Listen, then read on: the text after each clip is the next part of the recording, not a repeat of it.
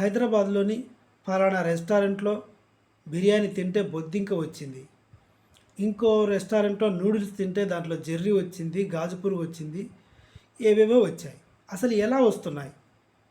అది ఈ వీడియో. ఎంత నెగ్లెక్ట్గా ఉంటే వస్తున్నాయి, అది ఈ వీడియో. రెస్టారెంట్స్లో ఆ కిచెన్ ఏదైతే ఉంటుందో పర్మిషన్ ఉండదు. కామన్ మ్యాన్ అంటే బయట నుంచి వచ్చే కస్టమర్ లోపలికి వెళ్ళడానికి కుదరదు.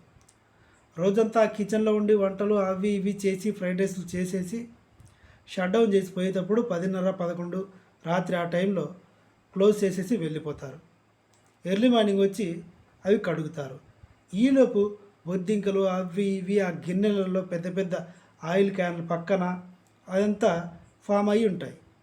ఒకవేళ ఓ 2 రోజులు ఆ రెస్టారెంట్ కనుక ఓపెన్ చేయకపోతే ఇవి మరింత పెరిగిపోతాయి. ఇలా పెరిగిపోయి ఆ ఆయిల్ బాండీల కింద, ఆయిల్ డబ్బాల మీద, ఒకవేళ వీళ్ళు కనుక ఆ క్యాప్స్ సరిగా క్లోజ్ చేయకపోతే రాత్రి వెళ్ళేటప్పుడు ఆయిల్ డబ్బాలోకి కూడా పోయి ఉంటాయి. ఆ డబ్బాలోకి పోతే వీళ్ళు మరుసటి రోజు వచ్చి అదే డబ్బా వంపేసి వాళ్ళకు రోజు చేసే పని కాబట్టి కళ్ళు మూసుకొని చేసేసి ఫ్రై చేసేస్తారు. ఆయిల్ వేడెక్కిందా ఏ చెక్క లవంగాలో పడి ఉంటాయిలే అనుకుంటారు. కరివేపాకు, కొత్తిమీర, ఆనియన్స్ ఫ్రై అయ్యలే అనుకుంటారు. ఇలాంటి పొరపాట్ల వల్లే హైజీన్ లేకపోవడం, మెయిన్గా ఏంటంటే శుభ్రత లేకపోవడం అన్న కారణంగానే బొద్దింకలు, పురుగులు వస్తున్నాయి. దీన్ని బట్టి ఏమర్థమైంది అంటే ఎక్కడా బయట తినకపోవడమే మంచిది. ఒక పూట పస్తున్నా పర్వాలేదు. ఏ జామకాయో అరటిపండో తింటే ఓ 4 గంటలు ఆకలి తగ్గుతుంది. బయటికి వెళ్ళడం ఎందుకు, రెస్టారెంట్స్లో తినడం ఎందుకు?